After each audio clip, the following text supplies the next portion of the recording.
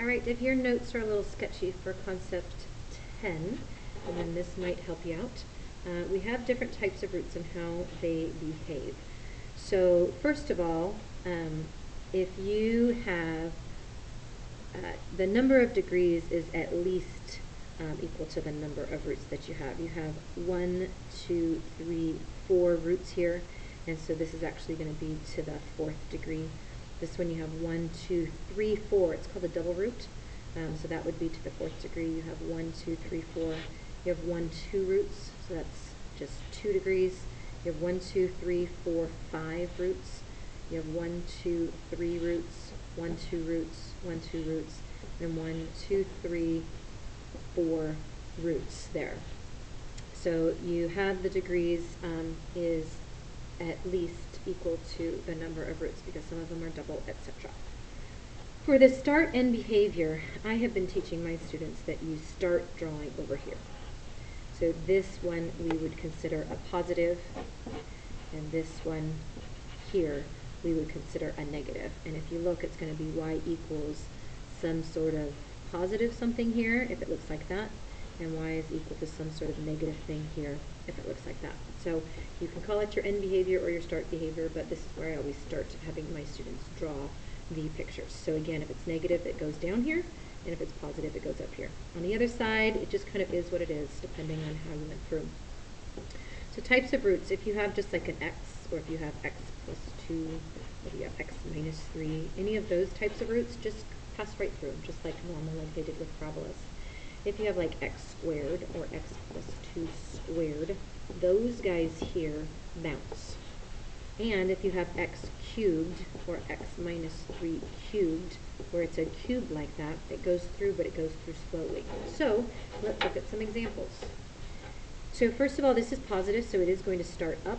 My roots are at negative 4, negative 2, 1, and 3. We're going to have a root at 1, at 3, at negative 2, and at negative 4. Now, all of these are just throughs, so we start up, and we just connect all the dots, a little snaky snake there. Let's look at the next one. This one here is different because it has a squared. So I still have 2, always opposites of what's inside here. So I have one at 2, at negative 2, and at 6. But at the 2 right here is a bounce. I want to remember that. There is a positive in front there, so I start up, so I go down, but when I get to here, I need to bounce off. It's not, it's a nice fluid arc. It's not a point. Some of my students were drawing them kind of looking like this in a bounce. That's not what it looks like. It's always nice fluid motions of the curves here. So we've got a bounce there, and then it goes and it actually passes through that spot there. I have 2 more to do, so I'm going to do them real quick.